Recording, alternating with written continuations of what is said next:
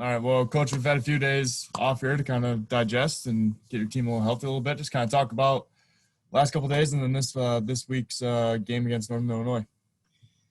Yeah, we need time to heal. Really no one's come back yet, but we've taken a couple days to try to do a lot of rehab. We had a great practice on Saturday, got after it pretty good, and then kind of just did a walkthrough yesterday. They're off today. So really we only did one thing in the last 4 or 5 days just to try to get their legs back. They're moving well, but their legs felt a little bit heavy after 2 really hard-fought physical games, and so I was proud of the way they practiced on Saturday. They really pushed themselves, and now we're going to get them back. We got to have 2 really good days of practice on Tuesday and Wednesday to get ready for this team, and they've played 3 really good teams. They've been physical and been in every game, so it's gonna be a challenge, and we're excited to get some guys back. We're hoping to get some of these guys practicing this week at some point. I don't really know all the answers because it's really early in the week yet, but we're hopeful that we can get a lot of them back. Coach, almost a year ago today, they ended your shot to get to the MAC title game. How much extra juice does that give you guys for a little redemption this year? Oh, we talk about it. We've been talking about it since that day, really. We didn't finish the season. We didn't do the job last year. And the hardest part about it, I'll be honest with you, Luke, is that when we make our cut-ups, we put our game in it from last year. So I've had to watch it for the past 5 days, and it's miserable to watch, and all the missed opportunities.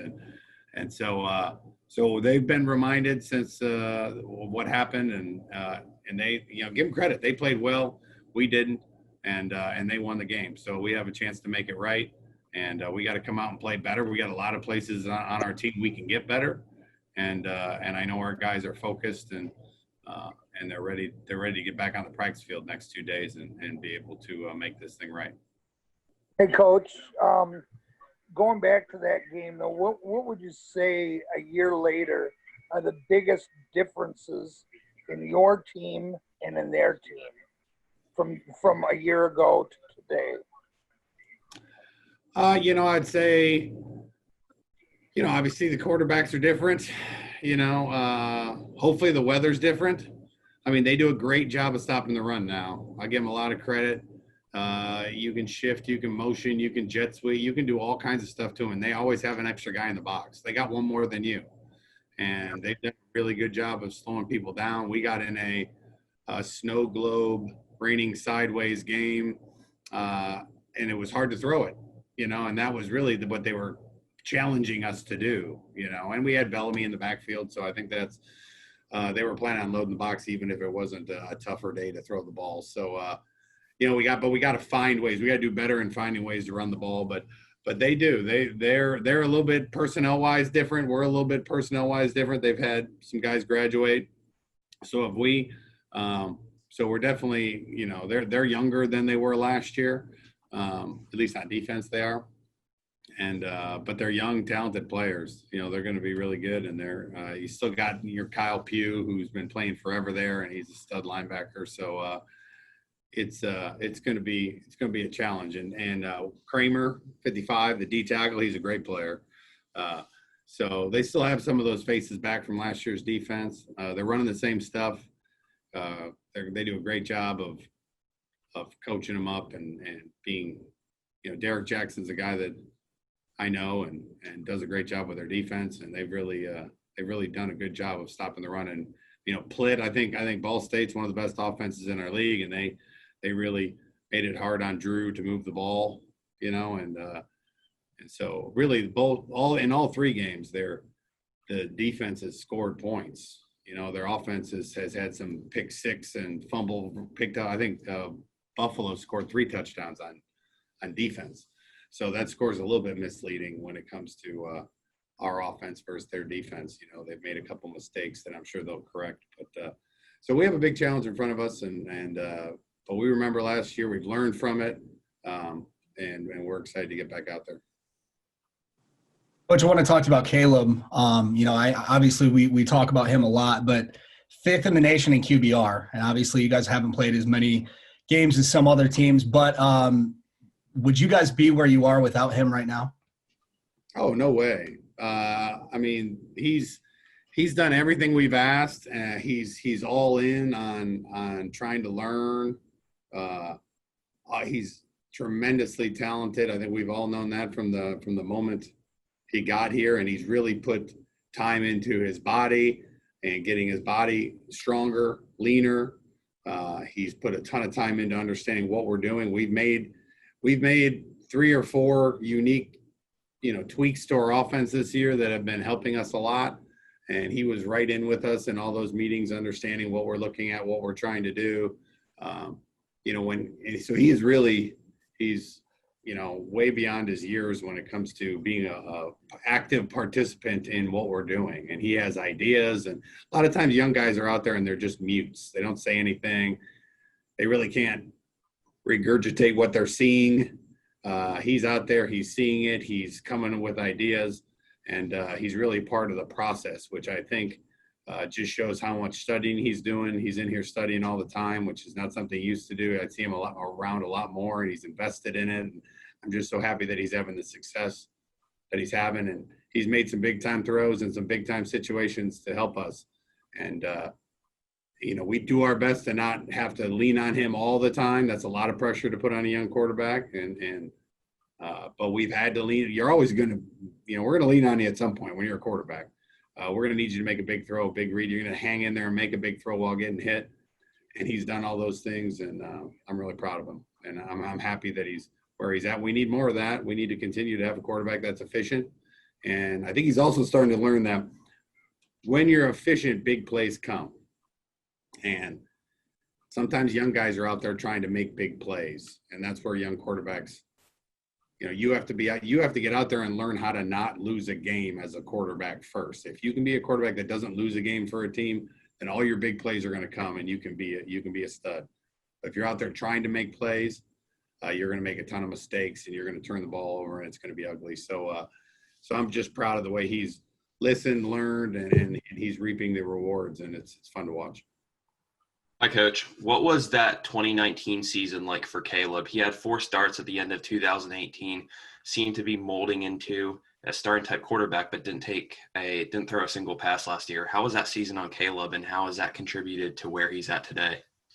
Well, the funny thing is that I tried to explain to him, it actually worked out better for him. The goal was to redshirt him the first year and then have him ready for year 2. Unfortunately, John got hurt and he had to play.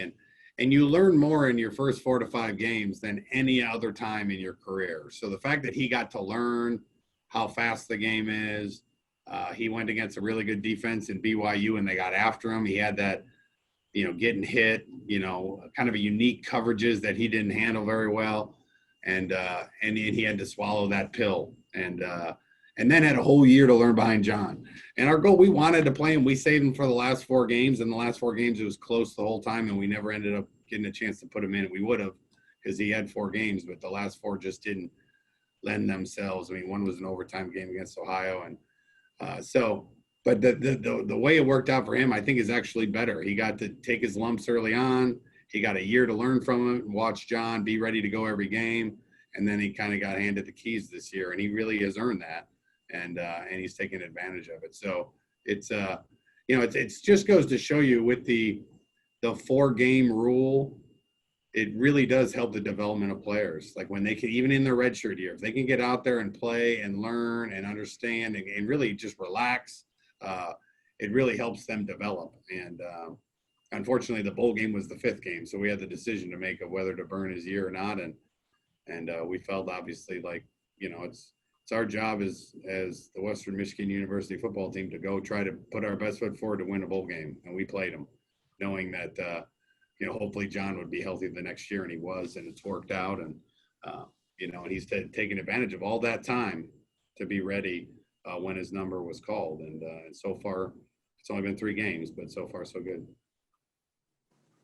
Tim, where do you compare his arm talent with some of the other quarterbacks you've coached at Syracuse and Purdue and in the ACC and in the Big Ten and in the Mid-American Conference?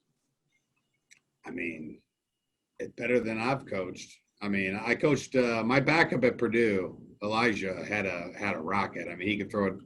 He was humping it on the mound at like 98. But him and Caleb are definitely the two strongest armed quarterbacks I've ever coached. Can make field throws and make them look easy. I mean, there's 3-4 times a day where he decides to make a throw, and we're actually putting these throws into our offense because we know he can make them, where the ball comes out of his hand, and I always say, man, I wish I could make that throw. And I threw for a lot of yards, but I couldn't make some of the ones he makes. And he was, you know, God gifted when it comes to from here to here. And but yeah, arm strength wise, I think he's as good as I've ever had. And it does allow us to use the whole field, you know, and that's a big difference in a game, you know, especially nowadays where defenses are picking and choosing what they're going to take away. They know the easy throws. They know, you know, if you can have a run game and a quarterback that can throw it all over the field efficiently, it makes you really hard to stop. And so, yeah, that part, you can get better in your core. But I mean, that's stuff you can't really teach. So we saw that when we coached him or when we recruited him, and it's been fun to watch him continue to develop and get even more consistent with his accuracy, because he's really honed in on what routes we're throwing, the location points. That's what people don't give him enough credit for, I don't think, is the location of some of the balls he's thrown. I'm all over him all the time about that, but it's like so many of those touchdowns, if it's not thrown, especially on a slant or some of the out routes, like if it's not thrown in the right spot, it's going to be a 10-yard gain. And if you throw it in the perfect spot, it could be a 70-yard gain. And he's really hitting his spots well, and we're going to need him to continue to do that. Last time I looked at passing efficiency numbers, he was number 1 ahead of Justin Fields from Ohio State. He was number 2 ahead of Mac Jones from Alabama, who was number 3, and Zach Wilson from BYU, who was number 4. All 3 of those dudes are Heisman Trophy candidates. They're all 3 in the conversation. Yeah, it's pretty good company, right?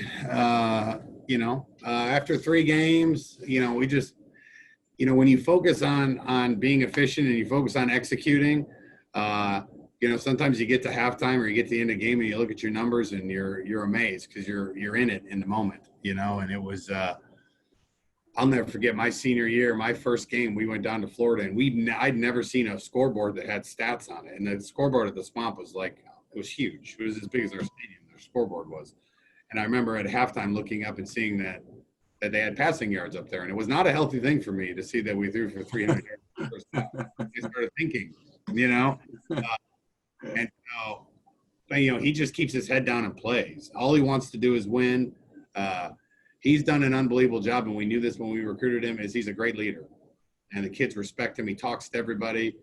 He'll get on you, and people can get on him if he's not doing his part. And having him on the sideline, talking to the receivers, talking to the line, they just have such a great rapport, all of them. And it's fun. It's fun to watch. And then at the end of the game, they just enjoy playing together. They really do. I think we have a good plan, and back in defenses, and they got to pick and choose where they want to tip their hands, and we have to do the opposite. And they enjoy it. And then at the end, you look up and you talk about the people he's compared to, and I would challenge him to say, just like we've had tons of guys that are on these preseason award watch lists, which I'm very proud of them. But I bring each and every one of them in every time and say, I'll be really proud of you when it's postseason and you're a semifinalist and a finalist and then you win it. So that's the one thing I would tell him is let's do this for a whole season and then let's add another season to it and then we can really start talking. But what a great start! 3 really good games and we need him to keep that up. In the last 2 games, really close games, emotional games against rivals and whatnot. Do you have a good sense based on those 2 games how kind of emotionally centered your team is, or is it just, hey, we played well in 2 games, or is there something more to it that you see in practice that lets them play well in these big games? Yeah, I just think we have a really mature team. Overall, you look at our offensive line, how many defensive players we have that have played a lot, and they don't get down on each other. You know, it's a really good group. And when they're not, you know, when we're not doing things we need to do. But there's times they have player meetings and they'll be like, hey, coach, can I talk to the team? And I'll let the guys, we have a group. It's not like we have one leader. We have like 10 of them and they get along and they push each other. And, you know, and you're going to need that. And I've told them, we're going to be in close games. And we're going to continue to be in close games. That's Division I football when you're playing good teams. And watching them lean on each other, it's been a lot of fun. But we've seen that since spring. I mean, when we got out there in the spring and I watched the two sides of the ball go at each other, it was the most competitive group we've had. And, you know, and there's just so much maturity and respect that they have for the juniors and seniors on this team. And so they haven't really been, there's not a lot of situations that we've been in that we haven't been in before, that those players individually haven't been in before. So, you know, getting down 14, I mean, we only ran 3 offensive plays at that point against Central. I wasn't too worried after 3 plays. I wasn't going to judge a game plan. We had about 70 more to go. But I know defensively, you know, we had to tackle number 88, which I said to you guys last week was not going to be easy. He was going to get his, and he did. And then we settled down, scored, and then we stopped them and scored, and we got the momentum going. So I was so proud of them that they didn't flinch. They didn't flinch the week before either. But that's a very important trait of a team that if you want to win a championship, that's a trait you got to have. And there's a lot of other things we got to do as well, but that's a trait that's a must. And this team definitely has that. You said you saw something in spring practice that tipped you as to where this team could be, you know, mentally. Can you point to specifically what you saw? Was it one thing or a few things or what? It was a war. We had, for the first time, you know, we had banked, you know, I've been on a lot of teams and I've been on teams where the offense dominates spring ball, and I've had times where the defense dominates spring ball. And it's fair. Every once in a while you get that one team that has a lot of maturity on the offensive side, has a ton of success, and always in the top of the league in offense. Last year, our defense finished number 2 in the league, started slow, and then they were number 2 in the league by the end. They were playing better than the offense by the end of the season. And so they all came back too. So, I mean, it was a war. There was nothing that was coming easy. I mean, I was trying to pull them back, and it was chippy, and I was trying to stop fights all the time. And there was just a lot of pride on both sides and good players on both sides.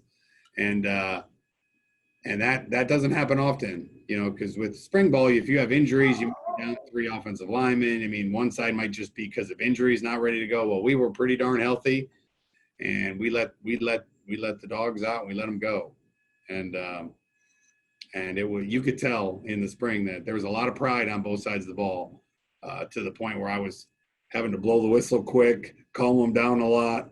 I'd much rather have to pull them back than kick them to go. And this is definitely a team that I got to pull back because they want to play. They want to play hard. We didn't even go on the practice field yesterday. They wanted to. They were ready to go, but I wanted to get their legs back because they like going. And that's the sign of a good team. Coach, we found out last week that Eskridge got an invite to the Senior Bowl, and you talked a little bit about this in the past. But I was just, if you can walk us through again, just the conversations you had with him in the offseason about, you know, whether to go NFL, whether to come back, and those conversations, and you know, and if he's improved his stock in terms of the NFL in these last few weeks. Yeah, I think he definitely is. I mean, he's climbing up the boards fast, which is what we want for him. You know, it was such a hard off season for him, coming off an injury, not knowing, getting 8,000 people calling him, telling him different advice. We pride ourselves on, we care about our players. We're going to do what's best for the player. And so when they canceled us, he didn't know what to do. I didn't know what to tell him.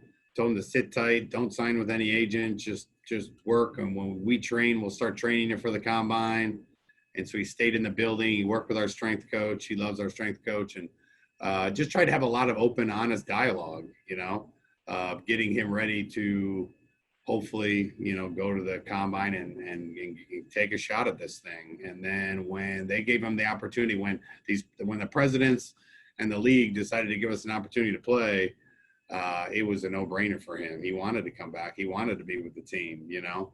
He was gone for maybe, I don't know, how long were we gone for, like a month? So he was gone for about a month, still in the building training, just not with the team, because, you know, it was best for him to take his shot at that point. And now he gets a chance to put film together of route running. I mean, when he went to defense and came back, whatever he learned over there, what I think he learned is patience. He doesn't just run every route full speed now. He's got a plan. He changes his speeds. He, you know, when we brought him back to offense last year after going defense strictly in the spring, man, he learned a ton from being on the other side. And he's a totally different player. And I was so hoping that he'd have a chance to show the NFL teams his ability to route run, and be a difference maker in a game. And I'm glad he's having a chance to show everybody, and people are noticing, and getting invited to the Senior Bowl is a huge accomplishment. And I got that on Wednesday. I got that on Tuesday afternoon. I didn't give it to him until after the game. I didn't want to, you know, with some of the injuries, we had him playing like multiple positions throughout that game. He had a lot on his plate, and obviously played unbelievable. And so, yeah, we're just happy that continue to try to make the right decisions for the kid and put him in the best position for his future. And now it's paying off, and that's what you like to see. Coach, Ladarius Jefferson had, I believe, 31 carries the other night, which is kind of unusual with, you know, kind of the running back by committee that you have. And, of course, injuries are the main reason for that. But talk a little bit more about his effort and how some backs just seem to get better with more carries and that type of thing. Yeah, you know, he's a ground. He gets a pounder. I mean, he was, you know, we always tell him to, you know, you got to finish every run as if you want to make that guy think twice about trying to tackle you again. And he was falling forward. I don't think he fell back, but like once on one of his runs. So they called it the hammer on ESPN. Did they? Okay, that's a good name. And I was just proud of him. I mean, Jackson Kincaid was there. He was like a game time decision. You know, we decided not to use him. So he'll be back for sure. And then Sean got hurt. Unfortunately, it's not as serious as we thought. I don't know if he'll be back for the next game. I doubt it, but you never know. I would say doubtful right now. And then Darius put the team on his shoulders. You know, we were trying to run the clock out, use time, and fall forward and grind them out. And you know, he has the ability to carry the ball 30 times a game. Now, I don't want him to do that every weekend because I don't think he'll ever put a season together that way.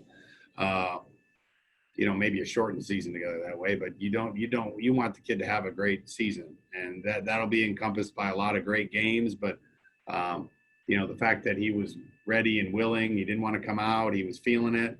It was just fun to watch him in his element. You know, we'd like to not have to do that if our depth is better, but you know, he was loving it. He was all smiles out there, playing hard, holding on to the ball, and his ball security's been great. And so it was fun to watch him. He's been through a lot in the last year, and it's fun to watch him, you know, get to this side and get the chance to get back out there and play with these guys, and they really enjoy it.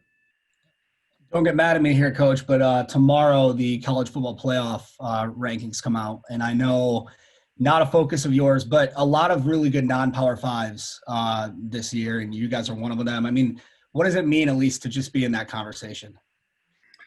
Oh, well, it's an honor, obviously. I mean, you get in those conversations by winning games. That's what you got to do. You know what I mean? It's you don't do anything, and then they start talking about style points. Like, that's the least of my concerns.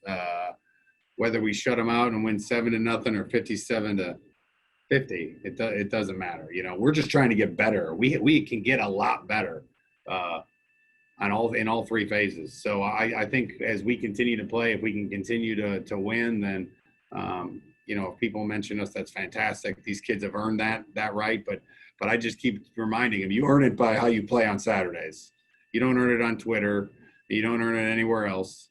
You earn it by the way you put your work in, and they put the work in, and so many lefts and right turns throughout this thing. They've had a chance to play now, and we're only guaranteed 3 more games, and we're going to take advantage of every single one of them. And if they play like they can, then they'll keep talking about you if you're taking care of business on Saturdays. So, it's great. I'm sure it makes them feel good, but my job is to keep them dialed into one game, and that's the Northern game.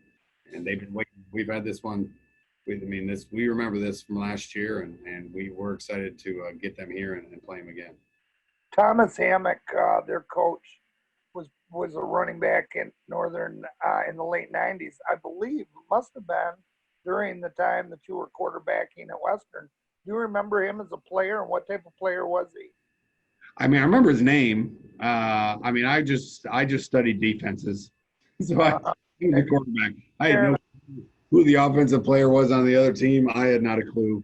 I do remember the name as being one of the great running backs. I grew up 45 minutes down the road from Northern, so I remember all the Sean Johnson, and they just had so many great players, and he was one of them.